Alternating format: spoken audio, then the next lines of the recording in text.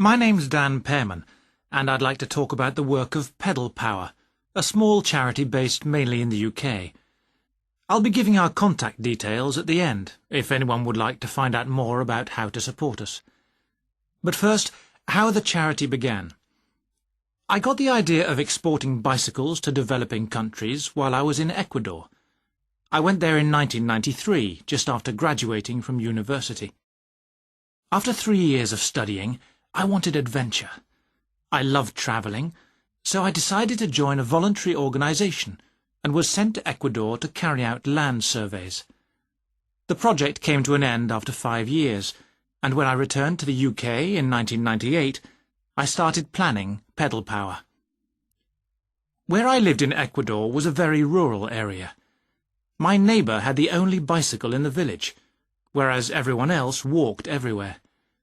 My neighbour's business was unusually successful, and for years I couldn't understand why.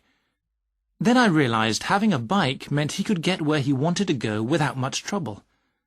Other local carpenters could only accept jobs in a 3-kilometre radius, so no matter how skilled they were, they could never do as many jobs as my neighbour.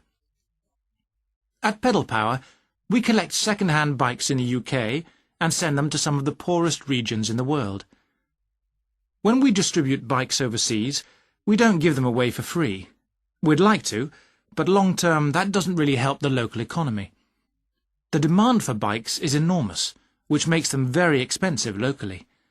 So we sell them for 5% of the normal price. But in order to continue operating, we need to have a constant supply of bikes which we send out every 6 months. One example of a town that's received bicycles from Pedal Power is Rivas. It was the first place I sent a full container of bicycles to. Most people there now own a bicycle. The local economy has developed so much you wouldn't recognise it as the same place. In fact, there are more bikes than on the streets of Amsterdam, if you've ever been there. But Pedal Power still needs your help. You may have read about some of our recent problems in the British media. In August 2000, we simply ran out of money. We had containers of bikes ready to send, but no money to pay the bills. It was a terrible situation. We managed to ensure the bikes went out on time, but the other problems carried on for several months. Before you hear the rest of the talk, you have some time to look at questions 16 to 20.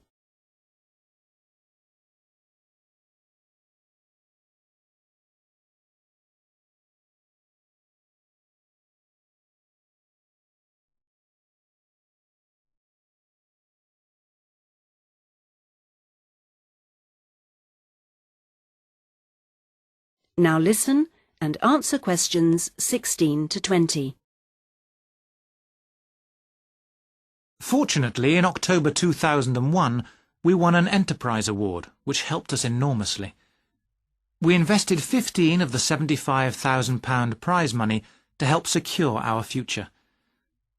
Winning the award helped raise our profile, and the money enabled us to pay all our shipping costs, which represent our greatest expense. Pedal Power changes lives. When someone gets a bicycle from us, they see a 14% increase in their income. We're currently looking to invest in computers so that our office staff can do an even better job. Because of our work, people in a number of countries now have a better standard of living. So far, we've provided 46,000 people with bikes. But we'd like to send more, at least 50,000 by the end of the year. Now, there are many ways in which you can support the work of Pedal Power, not just by taking a bike to a collection in your area. I should also like to say, if you do have a bike to donate, it doesn't matter what condition it's in. If we can't repair it, we'll strip it down for spare parts.